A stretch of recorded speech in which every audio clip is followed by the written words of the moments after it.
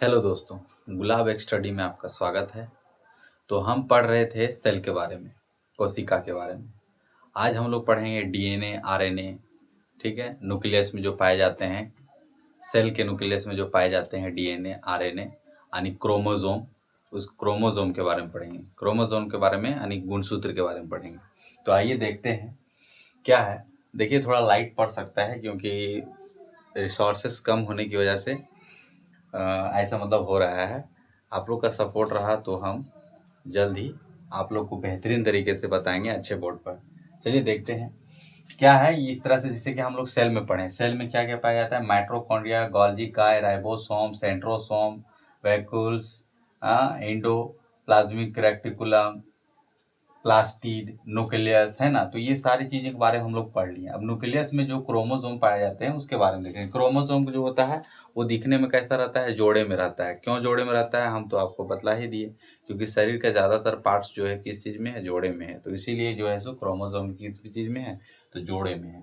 और हम आपको ये भी बता दिए थे कि गर्ल्स और बॉयज़ होने का कारण क्या है, यानी कि कौन से क्रोमोसोम के कारण जो है सो गुणसूत्र के कारण लड़के पैदा होते हैं और लड़कियां पैदा होती हैं। तो ये चीज़ तो हम आपको पढ़ा ही दिए थे। अब क्रोमोसोम की बनावट यदि देखें तो कुछ इस प्रकार से रहता है। डबल, इसका जो ऊपर वाला पार्ट्स रहता है उसको सैटेलाइट बोलते हैं, बीच वाला पार्ट्स को हम लोग सेंट्रोमर बोलते हैं, और जो नीचे वाला पार्ट होता है टेलोमर बोलते हैं। जैसे टेल मतलब पूंछ होता है तो नीचे वाला पार्ट हो गया टेलोमर। ये क्रोमोसोम का पार्ट्स है। ज़्यादातर पार्ट्स जो होता है मेल और फीमेल में बराबर ही रहता है। क्यों बराबर रहता है? तो मतलब सिर्फ लिंग अलग रहता है, बाकी जितने भी पार्ट्स होते हैं किडनी, फेफड़ा, लंग्स वगैरह सब इक्वल रहता है। तो जो भी ज़्यादातर जो क्रोमोसोम रहेगा वो इक्वल रहेगा मेल और फीमेल में, सिर्फ लिंग को हटा करके। वो आगे हम लोग देखेंगे। तो इसका जो खोज किया था क्रोमोसोम गुणसूत्र का खोज, उसका खोज वाल्डेयर ने किया था। किसने किया था? वाल्डेयर ने किया था। तो इसमें हम लोग देखते हैं ये जो क्रोमोसोम को यदि हम लोग खुरच करके निकाले और पढ़े इसके गुणसूत्र के बारे में, तो इसमें डीएनए पाया जाता है। और डीएनए जो है, डीएनए जीन का बना हुआ रहता है। और जीन किसका बना हुआ रहता है? तो न्यूक्लियोटाइड का बना हुआ रहता है। ध्यान से देखिएगा, डीएनए जो है वो क्रोमोसोम में डीएनए पाया जाता है, और डीएनए का फुल फॉर्म होता है डाई डाई राइबोन्यूक्लिक एसिड होता है, ठीक है। तो डीएनए में जीन पाया जाता है, और जीन जो है बना हुआ रहता है न्यूक्लियोटाइड का। न्यूक्लियोटाइड में क्या क्या रहता है? तो एडेनिन रहता है, थाइमिन रहता है, गुआनिन रहता है, और साइटोसिन रहता है, ठीक है।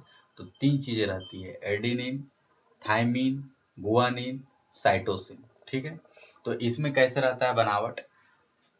पहले इसको फिर से समझ लीजिए कि क्रोमोसोम में डीएनए पाया जाता है, और डीएनए जीन का बना हुआ रहता है, ठीक है। और जीन न्यूक्लियोटाइड का बना हुआ रहता है। न्यूक्लियोटाइड क्या है? ये जो लाइनिंग दिए हैं वो डीएनए में ये न्यूक्लियोटाइड का बना हुआ रहता है। ये न्यूक्लियोटाइड जो है ये बनावट है। न्यूक्लियोटाइड में 4 बेस रहते हैं। कितने बेस? 4 बेस। कौन कौन?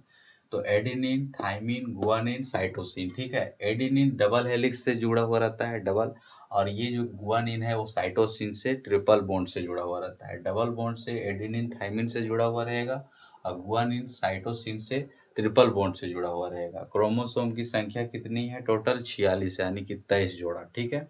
और किस तरह से 23 जोड़ा है हम आपको बता ही दिए थे कि जैसे मेल है, मेल में और फीमेल में ज़्यादातर जो पार्ट्स होते हैं वो इक्वल होते हैं। तो मान लीजिए कि मेल में मेल में हो गया, अगर 46 है तो 23 जोड़ा, यानी कि 22 जोड़ा मान लीजिए।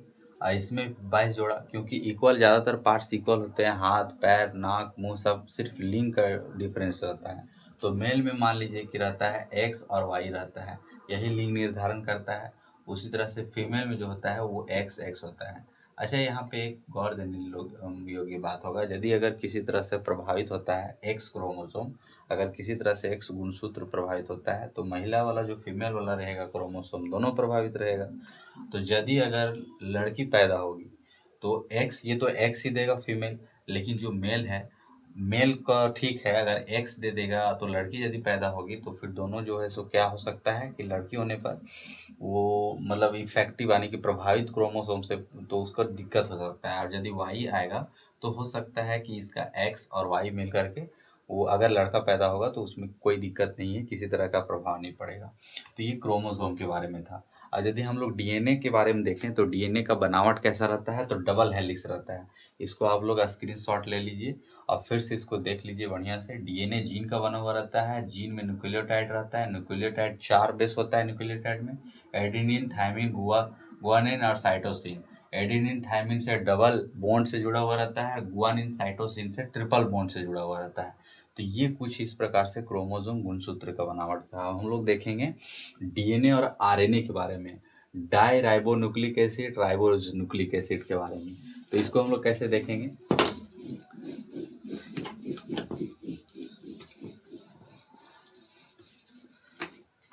अभी जैसे मान लीजिए कि डीएनए का बनावट जो है वो डबल हेलिक्स होता है, ठीक है। ये डीएनए है, ये डीएनए है, ये क्या है? डीएनए का बनावट है। और यदि आरएनए है तो आरएनए को बनाना है तो आरएनए जो हो गया सो सिर्फ ये सिंगल रहेगा।